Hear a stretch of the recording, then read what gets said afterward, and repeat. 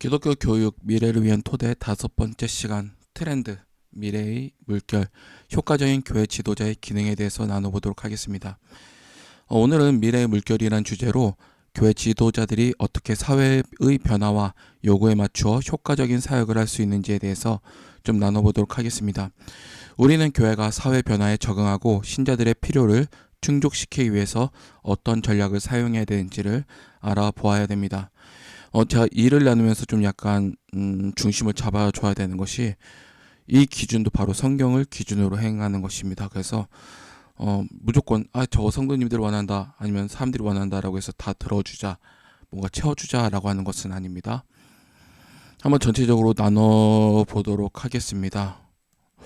다음은 이렇게 자리 잡혔네. 사회적 트렌드 인식과 교회의 대응입니다. 교회 지도자들은 현재 사회에서 일어나고 있는 주요 트렌드를 인식하는 능력이 필요합니다. 이는 단순히 최신 유행을 따라가는 것이 아니라 사회의 깊은 변화와 사람들의 내면적 요구를 이해하는 것을 의미합니다. 예를 들어서 현대인들은 과학과 기술의 발전으로 많은 편의를 누리고 있습니다. 그렇지만 동시에 영적 필요에 대한 관심들도 높아지고 있죠. 사람들은 과학과 기술이 해결할 수 없는 문제들, 예를 들어서 인간의 내면적 갈등이나 존재의 의미에 대해서 질문을 하고 있습니다. 이러한 영적 갈등은 다양한 형태로 나타나고 있으며 특히 뉴에이지 운동과 같은 가짜 영성이 급속도로 활동하고 있습니다. 가짜 영성의 위험입니다. 가짜 영성은 사람들에게 일시적인 위안들을 줄 수 있어요. 그렇지만 궁극적으로 진정한 해답을 제공하지 못합니다. 교회는 이러한 트렌드를 파악하고 성경적 진리를 바탕으로 올바른 영적 지도를 제공해 나아가야 됩니다. 그러면 이제 두 번째, 사역의 계획과 실행에 대해서 나눠보도록 하겠습니다. 먼저 사역의 전략적 계획이죠. 사람들의 필요를 효과적으로 대변할 수 있는 사역을 계획하고 실행하는 것이 매우 중요합니다. 예수님의 비유 중에서 하나인 불의한 관리자의 비유, 청지기라고 얘기하죠. 누가복음 16장 1절부터 8절은 이에 대한 좋은 예시입니다. 이 비유에서 예수님은 미래를 대비한 관리자의 지혜를 칭찬하였습니다. 비록 관리자가 불의하게 행동했지만 그의 예리한 성견지명은 우리가 교회 사역에서 어떻게 자원을 사용해야 되는지 확인할 수 있습니다. 즉 뭐예요? 불의한 것을 옳다라고 얘기하는 것은 아니에요. 결과를 내기 위해서 불의를 저질러야 된다는 것은 아니에요. 그렇지만 하나의 체크 포인트는 있죠. 다음을 내다보고 행동하는 일이요. 두 번째는 물질적 자원의 신실한 관리입니다. 교회와 파라처치 사역은 재정 관리에 있어서 책임감을 가져야 됩니다. 물질적 자원을 신실하게 관리하지 않는다면 영적인 자원을 맡길 수가 없어요. 일부 교회와 사역단체는 재정 관리에 소홀하여 사역의 질을 떨어뜨리는 경우가 있습니다. 교회는 투명한 재정 관리와 신실한 자원 관리를 통해서 신뢰를 구축하고 보다 효과적인 관리를 사역을 수행할 수 있도록 해야 됩니다. 그리고 목표 달성을 위한 자원 활용이 가능하도록 해야겠죠. 목표 달성을 위해서 가용한 자원을 자유롭게 사용해야 합니다. 그러나 이는 현명하게 행해져야 하며 부주의하거나 무작정해서는 안 됩니다. 교회는 자원을 효과적으로 활용하기 위해서 구체적인 계획을 세우고 이를 실천할 수 있는 체계를 마련해 내야 됩니다. 이는 교회가 단순히 현재의 필요를 충족시키는 것을 넘어서 미래의 필요를 예측하고 대비하는 데 도움이 됩니다. 이제 세 번째, 성경적 기준의 평가입니다. 사역의 결과를 성경적 기준으로 사용하는 것이 매우 중요합니다. 돈과 같은 물질적 자원은 목표를 달성하기 위한 수단이지 목적은 아닙니다. 하나님을 최우선으로 삼을 때 다른 자원도 적절하게 사용될 수 있습니다. 1980년대 사역 스캔들들은 교회가 만몬을 섬기기보다는 하나님을 섬기는 것을 주요 목표로 삼아야 하는 것을 상기시켜줘요. 당시에 교회에서 돈 횡령한 사건들이 있었다는 것을 유추할 수 있죠. 사역의 성과는 숫자나 재정적 성공이 아니라 얼마나 많은 이들이 하나님과의 깊은 관계를 형성하고 영적으로 성장했는지에 따라서 평가할 수가 있습니다. 그렇다면 교회 프로그램은 어떻게 변화되어야 될까요? 교회 프로그램에서 변화하는 사회적 요구에 맞춰서 조정되어야 합니다. 전통적인 주일 예배와 주일학교 외에도 소그룹 모임이나 다양한 활동을 통해서 신자들이 서로 나누고 교류할 수 있는 환경을 제공해야 하는 것이 필요합니다. 예를 들어서 현대의 많은 교회들은 더 이상 주일학교를 1차적인 교육기관으로 사용하진 않습니다. 대신 주중 모임, 온라인 성경 공부, 가정교회 등의 다양한 형식을 통해서 신자들이 성경을 배우고 교제할 수 있는 기회들을 제공해 나아가는 것이죠. 그리고 현실을 파악하면서 진짜 중요하다는 것은 영적 문맹이 증가하고 있다는 점은 아셔야 됩니다. 성경적 진리를 가르치는 것을 강조해야 할 시대가 왔다는 것이죠. 1970년대와 1980년대 이후로 주일학교 참석률이 급감하고 있다라고 얘기합니다. 미국의 경우에요. 우리나라도 경험하고 있죠. 성경에 대한 지식이 부족한 사람들이 늘고 있어요. 이는 아이들, 교육부서뿐만 아니라 어른들도 마찬가지예요. 이는 단지 교회 안에서 문제뿐만 아니라 사회 전반에 걸쳐서 나타나는 문제입니다. 모르죠. 그냥 이상하게 하나님에 대해서 말해도 이것을 설명할 수 있는 신자들이 많진 않아요. 교회는 이를 해결하기 위해서 적극적인 프로그램을 만들어야 됩니다. 한번 상황 한번 더 자세히 볼까요? 가정과 사회의 변화입니다. 그럼 이 과정을 만들어야 되니까 알아야 되겠죠? 먼저는 가정 구조와 역할의 변화입니다. 가정 구조의 역할의 변화도 교회의 중요한 고려 사항이에요. 불안정한 결혼 생활, 한부모 가정의 증가, 맞벌이 가정의 스트레스 등은 교회가 해결해야 될 문제들입니다. 교회는 이러한 가정의 필요를 이해하고 그들에게 실질적인 도움을 줄 수 있는 프로그램을 마련해야 됩니다. 예를 들어서 가정 상담 프로그램, 부모 교육 세미나, 자녀 돌봄 서비스 등을 통해서 가족 등이 건강하게 성장할 수 있도록 돕는 것이 필요합니다.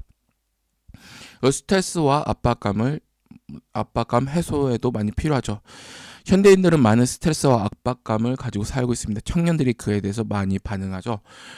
맞벌이 가정의 증가, 홀어버이 가정의 스트레스, 사회적 가치체계 변화, 즉 뭔가 가정이 많이 깨어진다라는 거예요. 모두 교회가 관심 가져야 될 문제입니다. 교회는 이러한 스트레스를 줄이고 신자들이 서로를 지원할 수 있는 공동체를 제공해야 됩니다. 이는 단순히 프로그램을 제공하는 것을 넘어서 신자들이 서로를 이해하고 지지할 수 있는 환경을 조성하는 것을 의미합니다. 다음 세대를 한번 볼게요. 다음 시대는 바로 소비주의 교회의 대응이라고 얘기합니다. 그래서 먼저는 베이비붐 시대라고 얘기해요.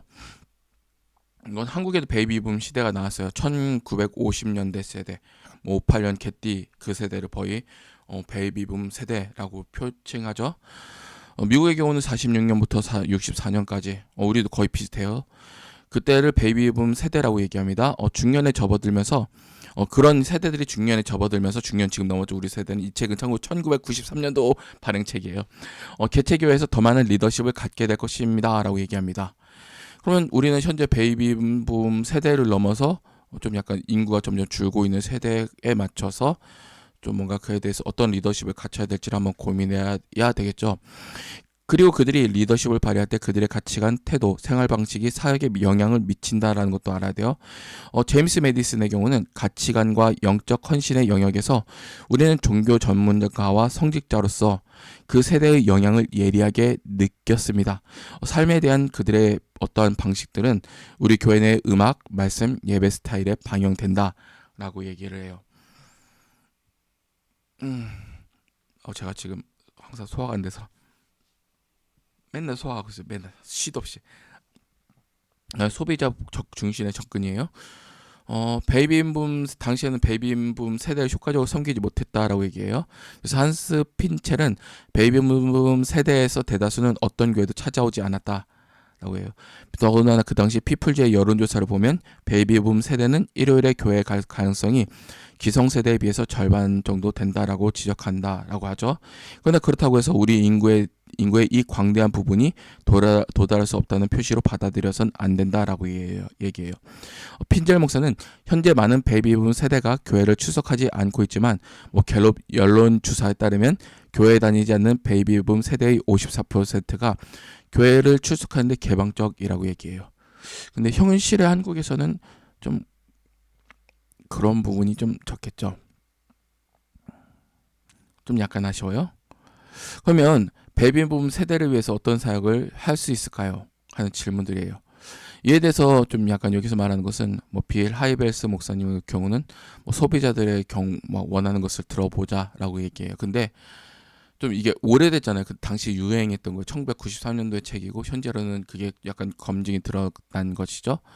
근데 우리 보수 개혁주의 그런 신학계에서는 빌 하이벨스 목사님에 대해서는 좀 부정적이게 보고 있어요.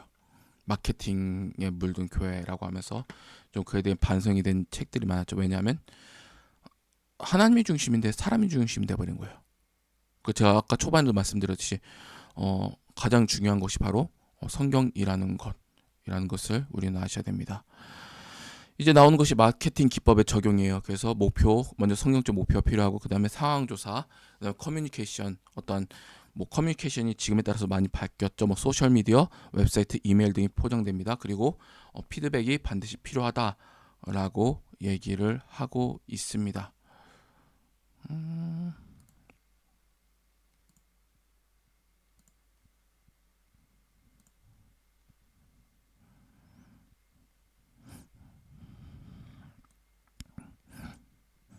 좀 고민점에 대해서 좀 얘기하는 것들 같아요.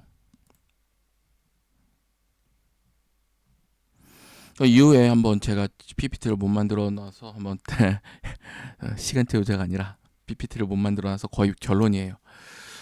교회의 주요 사용의 간접점입니다. 첫 번째로는 현대인에 대한 성역이에요. 한 세대의 효과적인 방법이 다음 세대에 똑같이 효과적으로 적용되진 않아요. 제가 현실적으로 되게 안타까운 거예요.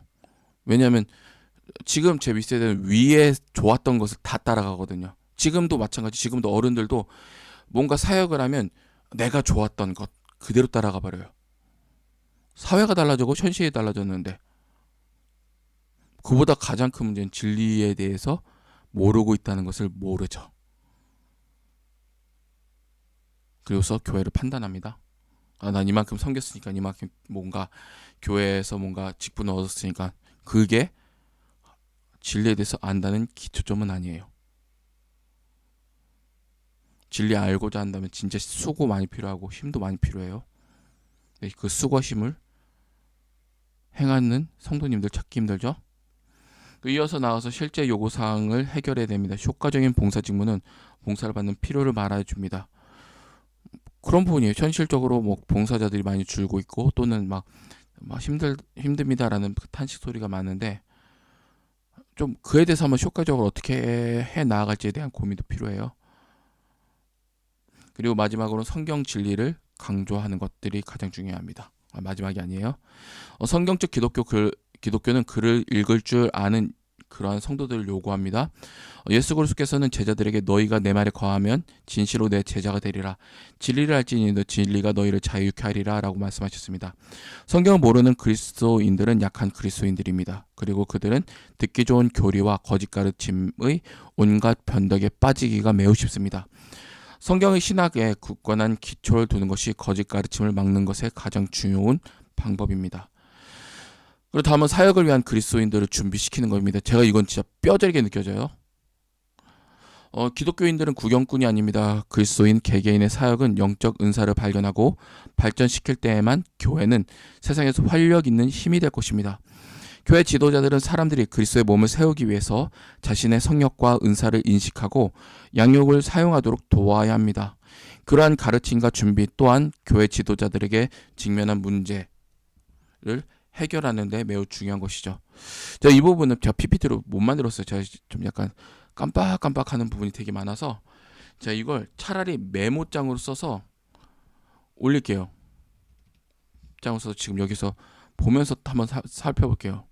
진짜 모장 앱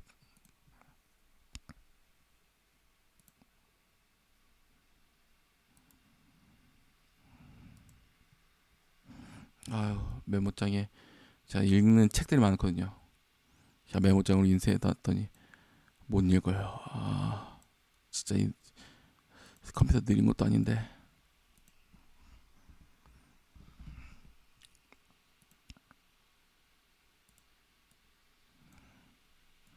이것을 복사하고 붙여넣기 해볼게요. 그냥 제가 보니까 이게 너무 중요한 거예요.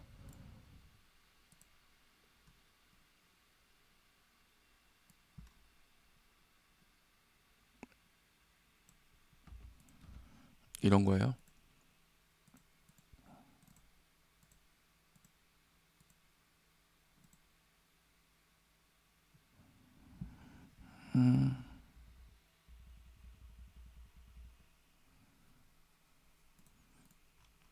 그래서 여기서 성서라고 하는 것이 아니라 성경이라고 했죠. 자, 번역기를 돌려가지고 이걸 읽는데 이렇게 얘기하죠. 성경적 진리를 가르치는 것이 중요하다. 사역을 위해서 그리스도인들을 준비시켜야 됩니다. 이게 매우 중요해요. 제가 교육부를 섬기는데 이제 교사 선생님들이 계시잖아요. 전문가가 되도록 준비시키는 게 현실적으로 가장 중요하다고 생각했어요. 기준이 없어요. 진리의 명확성이 없으면 없을수록 기준이 없이 흔들려요. 그리고 어떤 부분은 저거 잘못됐는데 이상한데 그래서 막 이상합니다, 잘못했습니다 라고 말씀드리기에는 안 받아들여요. 현실적으로. 목사 기분 나쁘게 하면서 아니면 내가 지금까지 배운 게 뭔데 이것도 몰라요. 영적으로 좀 떨리네 목사네. 전 성경적으로 반문할 수 있어요. 근데 또 성경적으로 이상하게 계속해서 반문하시죠. 그래서 사역을 위한 그리스도인들을 준비시켜야 됩니다. 그리고 다가가서 믿지 않는 사람들에게 다가가는 것. 교회는 허들중국에 시달리고 있다는 비난받았었는데 이건 너무 이게 한국 교회의 모양을 그대로 따라가요. 왜냐면 사역을 위한 준비가 안 돼 있고 다음 세대를 위해서 준비가 어른들이 안 돼 있어요. 그냥 목회자가 어떻게 리더십하면 뭔가 바뀌고 그렇게 하는 게 교회가 아니에요. 진리에 탁월한 성도들이 함께 섬기는 것이죠. 근데 탁월한 분들을 쉽게 찾을 수 있는가? 경험상 틀리고 이상하게 믿는 분들이 진짜 많습니다. 위기예요. 근데 위기를 위기로 여기질 않아요. 그냥 다음만 보면서 다음 세대 숫자가 주네, 없네라고 막 말씀들은 하시는데 정작 그 위기의 모양, 그 모습이 자신에게 있는 줄 몰라요.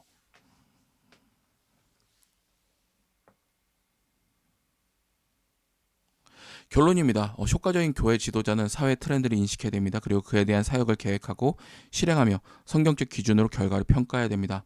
또한 교회는 변화하는 가족과 스트레스를 이해하고 신자들에게 서로를 지원할 수 있는 환경을 제공해야 됩니다. 마지막으로 소비자 중심의 접근 방식은 이건 잘못됐다라고 봐요. 그래서 이 부분 되게 유의해야 돼요. 그리고 이를 통해서 우리는 혁신적이고 효과적인 사역을 할 수 있다라는 것을 좀 아셨으면 합니다. 이제 오늘은 여기서 마치도록 하겠습니다. 다음에 뵙겠습니다.